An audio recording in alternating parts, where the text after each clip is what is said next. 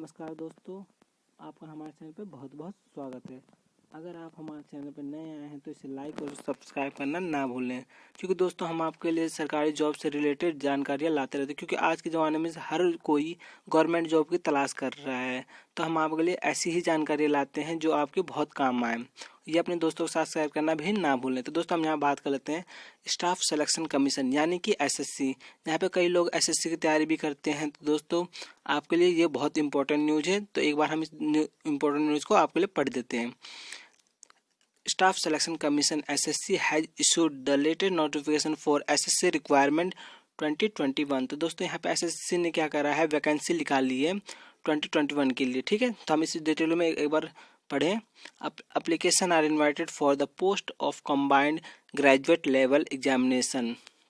ये देखिए यहाँ पे दे रखा है एप्लीकेशन किसको इन्वाइट कर रही हैं, तो कंबाइंड ग्रेजुएशन लेवल को एग्जामिनेशन है। ठीक है दोस्तों, यहाँ पे हम पढ़ लेते हैं इसकी other detail of like education qualification. हमें क्या चाहिए, यानी हमें एजुकेशन क्वालिफिकेशन हमारे लिए क्या है इस फॉर्म को अप्लाई करने के लिए।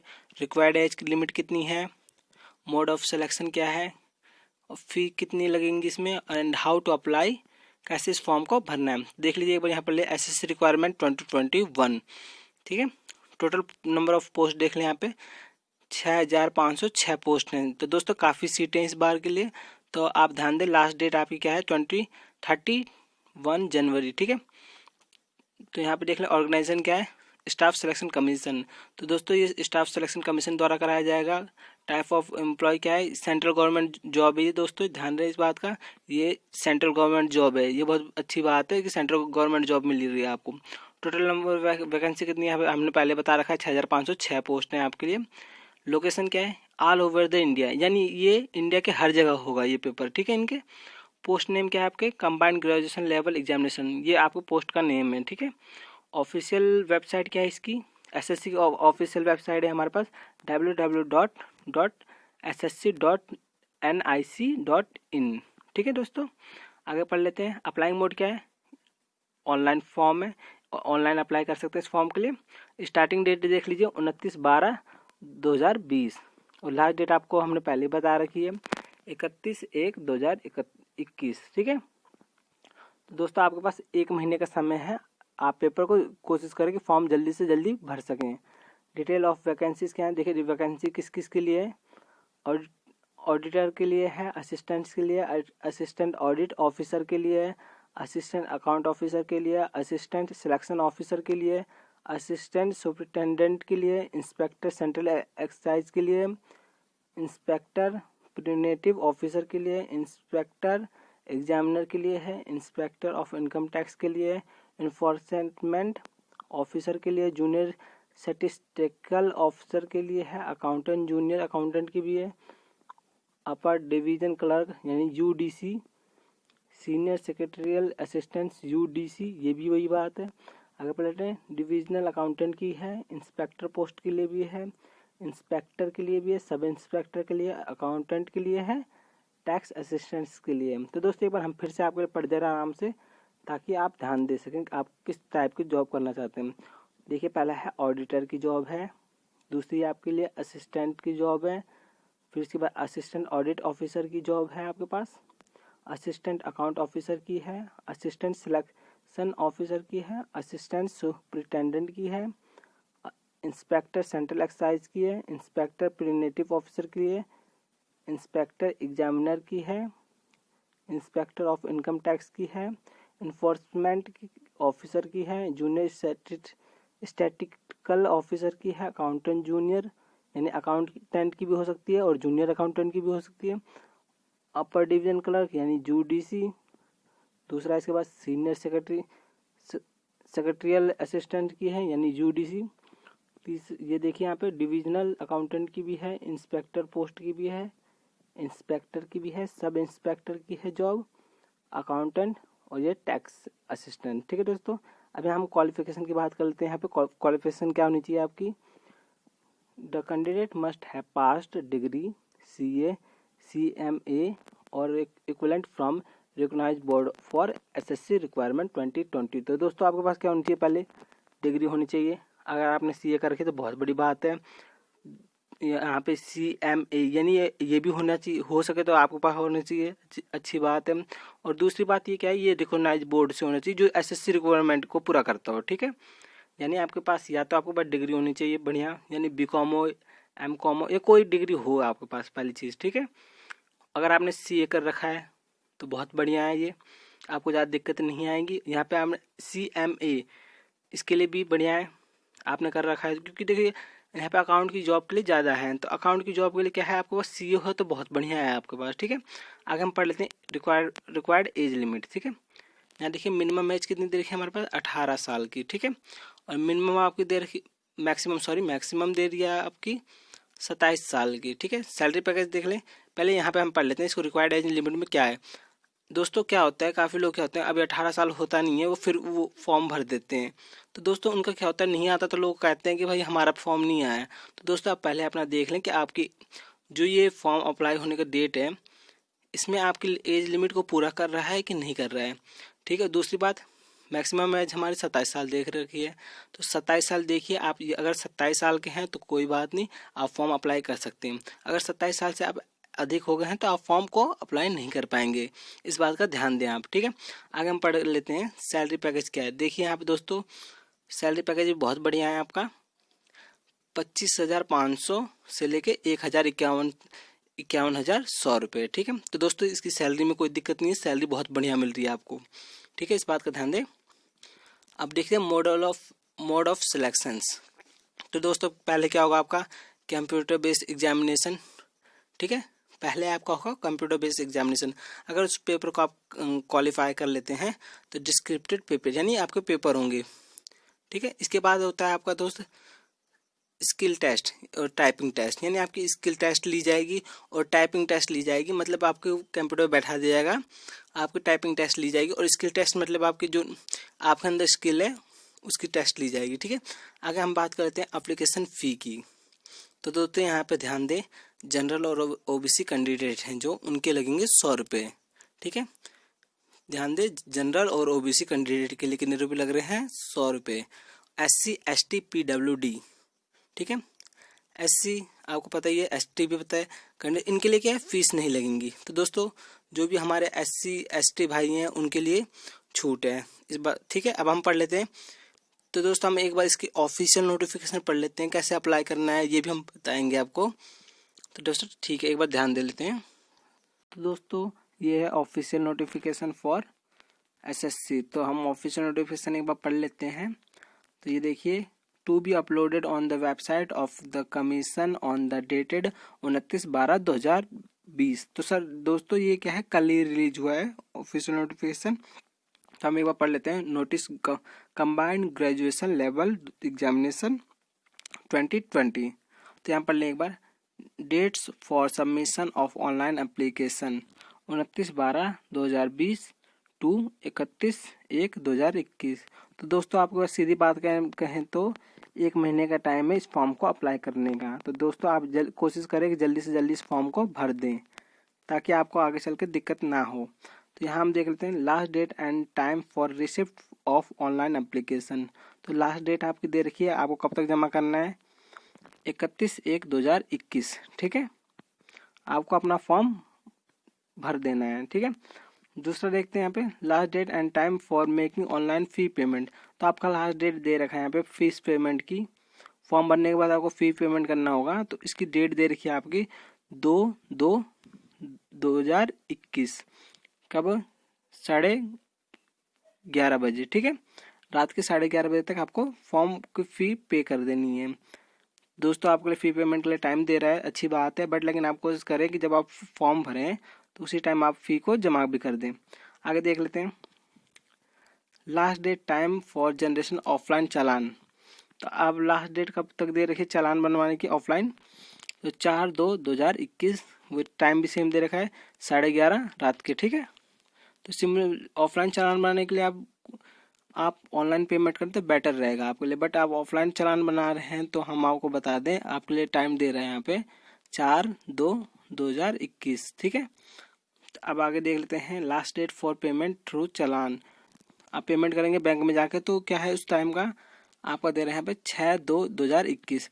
तो दोस्तों जो चालान आप बनवाएंगे तो वो आप जमा करने की डेट कितनी दे रहा है, वो 6/2/2021 तक, ठीक है।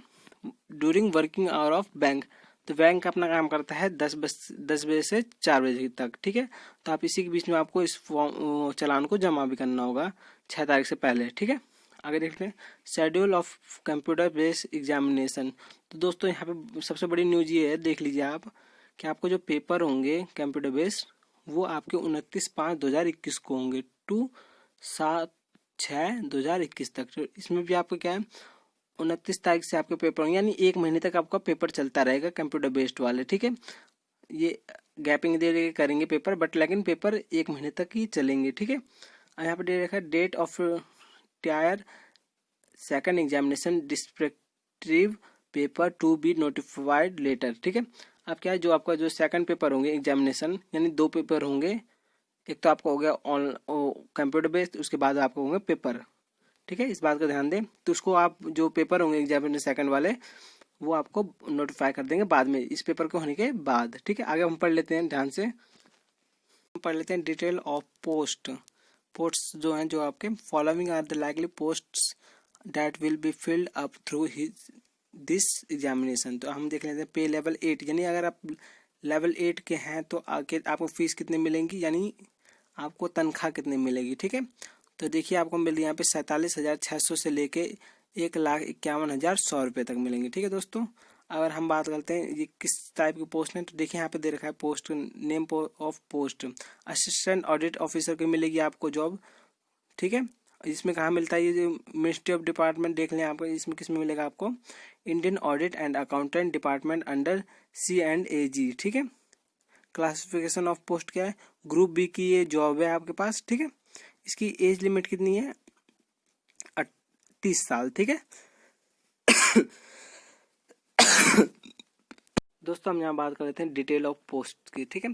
तो following are the likely post that will be filled up through this examination, जो हम फॉर्म भरेंगे उसकी पोस्ट किसके लिए है देख लेते हैं, यहाँ पे ध्यान दें। तो देखिए पहले दे रखा है पे लेवल 8, अगर आप 8 लेवल के फॉर्म भर रहे हैं तो आपको कितनी फीस मिलेगी, यानी पेमेंट आपको कितना मिलेगा, 47,600 से लेकर 1,51,100 तक, ठीक है। तो दोस्तों आपकी पहली तनख्वाह होगी 47,600, ठीक है। इस बात को ध्यान दें, आपको किसके लिए भर रहे हैं, अगर आप असिस्टेंट ऑडिट ऑफिसर के लिए फॉर्म भर रहे हैं तो ठीक है, ध्यान दें इस बात को। ये लेवल 8 का है। यहाँ पे देखिए मिनिस्ट्री डिपार्टमेंट आपको कौन सा मिलता है, Indian audit and accountant department under C&AG, ठीक है। आपकी ये ग्रुप बी की जॉब है, इस बात को ध्यान दें। एज लिमिट आपको दे रखा है नॉट एक्सीड 30 ईयर, ठीक है। आगे देख लेते हैं असिस्टेंट अकाउंटेंट ऑफिसर की, इसमें भी सेम है आपका Indian audit accountant department under, ये भी ग्रुप बी की जॉब है, इसकी भी नॉट एक्सीड 30 ईयर, ठीक है। आगे देख लेते हैं, देखिए यहाँ पे देखिए पे लेवल 7 के लिए कितने दे रखा है, इसकी यहाँ पे आपको पेमेंट मिलेगी, आपको यहाँ पे 44,900 से लेके 1,42,400 रुपये मिलेंगे, ठीक है। इसके बीच में आपको मिल सकते हैं, या शुरुआती जॉब तो आपकी कितनी रहेगी, आपकी 44,900 रहेगी, ठीक है। यहाँ पढ़ लेते हैं name of post assistant section officer, ठीक है। ये आपको कौन से डिपार्टमेंट में मिल रहा है, सेंट्रल सेक्रेटरियल सर्विस के लिए मिलेगा, ये आपकी जॉब किसके लिए, ग्रुप बी के लिए, ठीक है। इसकी एज लिमिट देखिए, ध्यान दें इस बात की, एज लिमिट आपकी दे रखी है यहाँ पे 30, ठीक है, 20 से लेके 30 के बीच में होनी चाहिए आपकी, ठीक है। अब यहाँ पे देख लेते हैं assistant selection officer intelligence bureau में मिलेगी आपको, इसका डिपार्टमेंट रहेगा, ग्रुप बी का है ये भी, नॉट एक्सीडेड 30 ईयर, ठीक है। आगे देख लेते हैं यहाँ पे असिस्टेंट सिलेक्शन ऑफिसर, ये मिलेगा आपको मिनिस्ट्री ऑफ रेलवे के लिए, ये आपका डिपार्टमेंट होगा ministry of railway, group B की जॉब है ये, 20 से 30 की उम्र होनी चाहिए आपके लिए। आगे देख लेते हैं assistant selection officer ministry of internal affair, ठीक है। इस ये भी ग्रुप बी की जॉब है, 20 से 30 साल इसमें भी उम्र होनी चाहिए आपकी, इसके बीच में। आगे देख लेते हैं असिस्टेंट के लिए क्या है, इसमें आपको मिलेगा क्या, अदर मिनिस्ट्री मिल जाए, डिपार्टमेंट ऑर्गेनाइजेशन के लिए मिल जाएगा, ग्रुप बी की जॉब ये भी है, इसमें 18 से 30 साल इसके बीच में होना चाहिए आपका। असिस्टेंट ये देख लीजिए अदर मिनिस्ट्री डिपार्टमेंट, ये भी सेम ही है आपका असिस्टेंट सिलेक्शन ऑफिसर, ठीक है। यहाँ ध्यान दें असिस्टेंट सिलेक्शन ऑफिसर किसका है, ये अदर मिनिस्ट्री डिपार्टमेंट्स ऑर्गेनाइजेशन के लिए मिल जाएगी। ग्रुप बी की जॉब ये भी रही, इसमें नॉट एक्सीड 30 ईयर, ठीक है। इंस्पेक्टर ऑफ इनकम, अब ये देखिए इंस्पेक्टर ऑफ इनकम टैक्स की क्या है, CBT इसका डिपार्टमेंट है, ग्रुप सी की जॉब ये, इसकी उम्र देख लीजिए क्या है, दे रखिए नॉट एक्सीड 30। यहाँ पे देखिए आप आगे बात करते हैं इंस्पेक्टर सेंट्रल एक्सरसाइज की क्या है आपकी, CBIC, ठीक है। इसकी ग्रुप बी की जॉब है ये, इसमें भी क्या है 30 से एक्सीड होना चाहिए, ठीक है। अब यहाँ देख लेते हैं इंस्पेक्टर सेम है, इंस्पेक्टर एग्जामिनेशन की इसमें सेम है। असिस्टेंट इन्फोर्समेंट ऑफिसर, तो ये क्या है, directorate of enforcement department of revenue, ये आपका डिपार्टमेंट हो गया है। ग्रुप बी दे रखा है, इसमें क्या है अप टू 30, इसकी उम्र 30 से ज़्यादा, ठीक है। जिसकी उम्र 30 से ज़्यादा इसको पे भर सकता है फॉर्म। अब यहाँ देख लेते हैं सब इंस्पेक्टर क्या है, central bureau of investigation, group B की जॉब है ये, 20 से 30 साल की उम्र इसी के बीच में होनी चाहिए, ठीक है। Inspector post department of post, department हमारा दे रखा है, डिपार्टमेंट ऑफ पोस्ट के लिए ग्रुप बी हमारी एज दे रखी है 18 से 30 के बीच में होना चाहिए। Inspector central bureau of narcotics, group B दे रखा है नॉट एक्सीड 30 ईयर, इसमें भी दे रखा है, ठीक है। अब देखिए लेवल 6 में क्या है आपका, 35,400 से सैलरी होगी, 1,12,440 तक हो सकती है, ठीक है। इस बारे में हम ज़्यादा डिटेल में नहीं पढ़ेंगे क्योंकि इसमें आपको ज़्यादा टाइम लगेगा दोस्तों, तो हम आगे बढ़ जाते हैं, ठीक है। दोस्तों हम यहाँ बात करते हैं एग्जामिनेशन सेंटर एंड कोर्स की, ठीक है। जिसे आप फॉर्म भरेंगे तो आपको किस एरिया में भरना है, कैसे क्या करना है, ठीक है, हम यहाँ बता दे रहे हैं आपको। तो आपको देखिए यहाँ पे दे रखा है सेंट्रल रीजन लिख रहे थे, बिहार और उत्तर प्रदेश वाले कहाँ पे, ये देखिए दे रखा है आपका भागलपुर हो गया, दरभंगा हो गया। ऐसे यहाँ पे देखिए ईस्टर्न रीजन के लिए क्या है, जैसे अंडमान निकोबार आइसलैंड वाले हैं, झारखंड, उड़ीसा, सिक्किम और वेस्ट बंगाल वाले कहाँ कहाँ इसके फॉर्म के वो है, ठीक है। कर्नाटक केरल रीजन देख लीजिए, लक्षद्वीप है, कर्नाटक केरल दे रखा है। मध्य प्रदेश सब रीजन, छत्तीसगढ़ एंड मध्य प्रदेश के लिए देखिए जो भी इनके कोड दे रखे हैं यहाँ पे, और कहाँ पेपर होंगे एग्जामिनेशन सेंटर है आपके वो दे रखा है आपका, ठीक है। नॉर्थन ईस्टर्न रीजन में देख लेते हैं, अरुणाचल प्रदेश हो गया, असम और मणिपुर, मध्य प्रदेश, मिजोरम, नागालैंड, यहाँ पे दे रखा है इनके, आप ध्यान से देखें इस चीज़ को। जैसे ईटानगर दे दिया, ठीक है, गुवाहाटी दे दिया, इन जगहों पे आपके एग्जामिनेशन सेंटर है, ठीक है, ध्यान दें इस बात को। नॉर्थन रीजन देख लेते हैं, दिल्ली, राजस्थान, उत्तराखंड, ठीक है। ये आपको दे रखा है, देहरादून दे रखा है, हरिद्वार दे रखा है, रुड़की दे रखा है, ठीक है, दिल्ली दे रखा है, अजमेर दे रखा है। आगे पढ़ लेते हैं हम नॉर्थन वेस्टर्न सब रीजन, ठीक है, चंडीगढ़, मोहाली, हमीरपुर, ये आपके दे रखे हैं, ठीक है।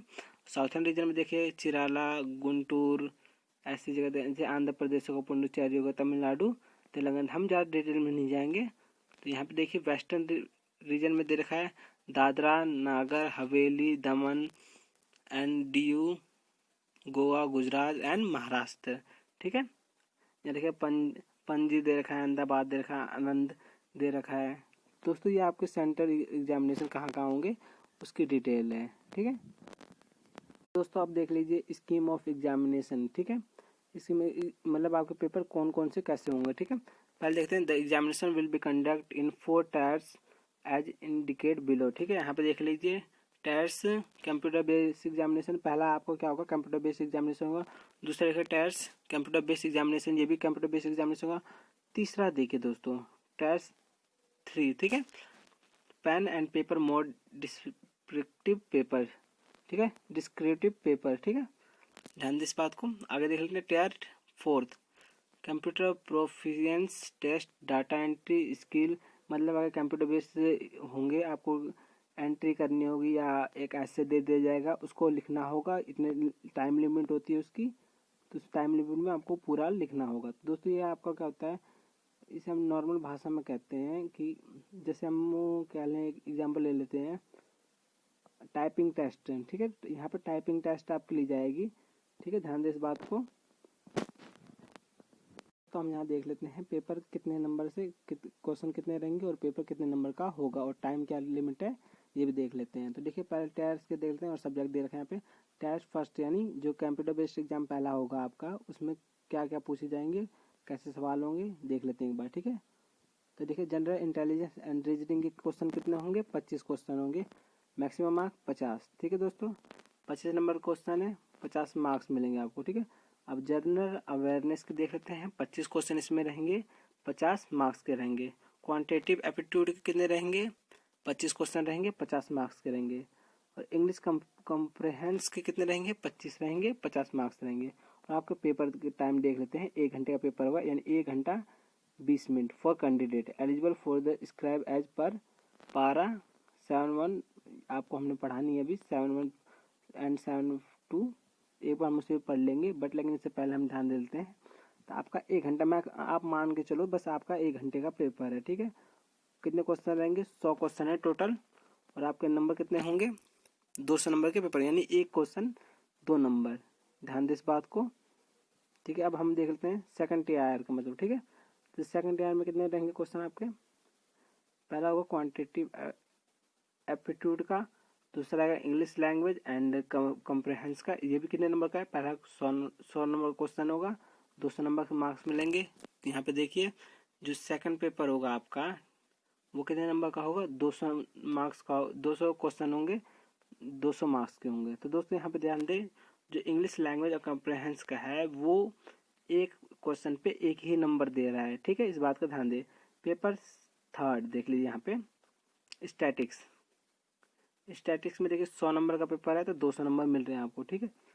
अगर यहाँ पे देख लेते हैं तो ये देखिए paper fourth general studies and finance and economics, तो जो ये आपका पेपर होगा इसमें 100 नंबर का पेपर है तो आपको 200 मार्क्स मिलेंगे। इसका टाइम देख लीजिए क्या दे रखा है यहाँ पे, 2 आवर पर ईच पेपर सेकंड के लिए देखिए, ठीक है, ध्यान दे इस बात को।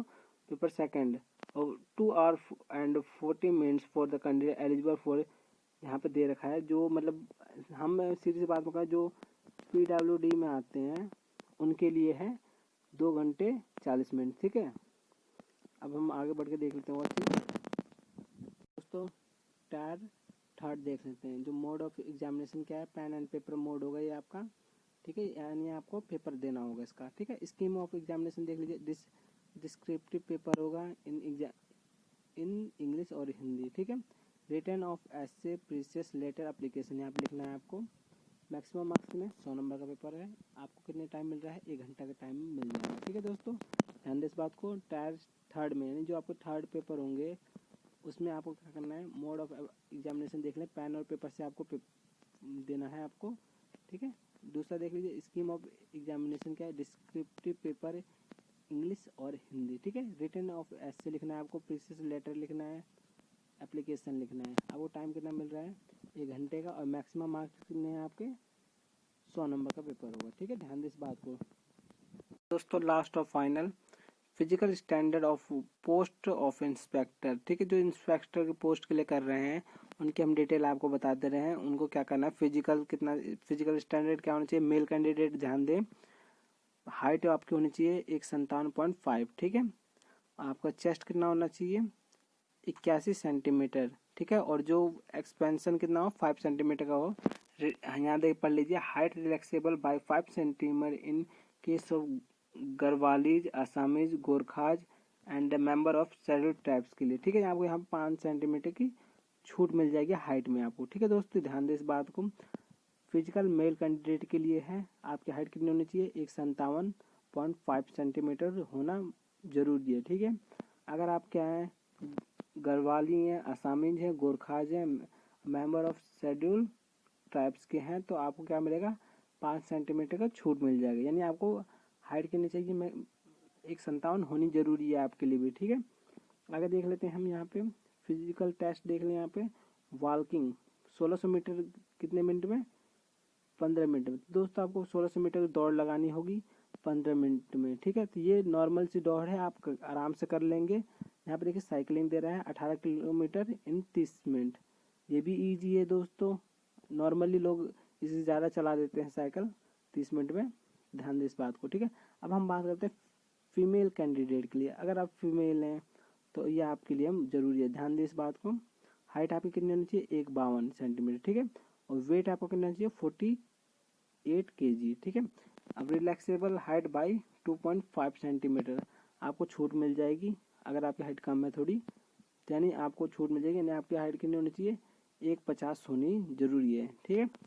अब weight relaxable by 2 kg for the Gorkhas, Garhwalis, Assamese and member of scheduled tribes की। ठीक है, इस बात का ध्यान दें, जो भी Gorkhas, Garhwalis, Assamese and member of scheduled tribes की हैं उनके लिए कितना है वेट में छूट मिल जाएगी। ठीक है, अब देखते हैं फिजिकल टेस्ट क्या है आपका। वॉकिंग 1 किलोमीटर आपको चलना है 20 मिनट में। ठीक है, ये बहुत इजी है, आप 1 किलोमीटर आराम से 20 मिनट में कंप्लीट कर लेंगे। ठीक है, साइकिलिंग देख लीजिए 3 किलोमीटर इन 25 मिनट है। तो दोस्तों ये बहुत बढ़िया है आपके लिए, साइकिलिंग लड़कियों के लिए इजी होती है, तो 3 किलोमीटर 25 मिनट में इजीली कर सकती हैं। ठीक है, ट्रैवल आप ध्यान दें इस बात को। आगे हम पढ़ लेते हैं physical standard for the post sub inspector in central bureau of investigation.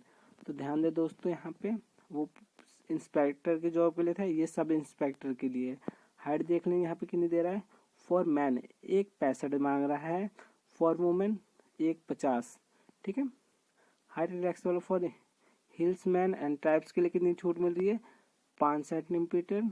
तो दोस्तों आगे हमने पहले बता रखा है, ऊपर साइड में गोरखा, असामीज इनके लिए छूट होती है।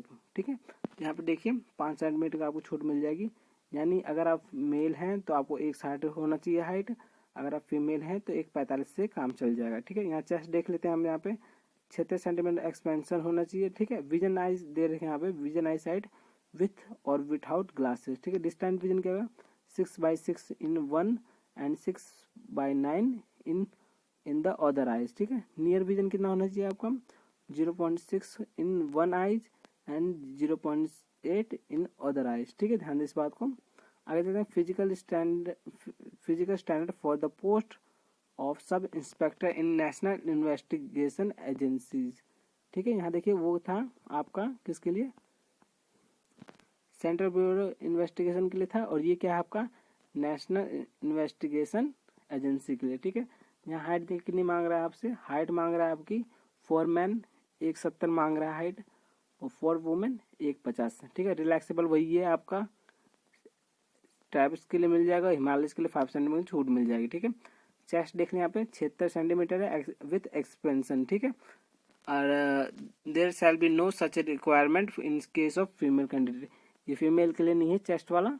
ठीक है, विजन आइज आपकी दे रखी सेम है दोनों की। आगे हम पढ़ लेते हैं। तो दोस्तों ये हो गया है खत्म।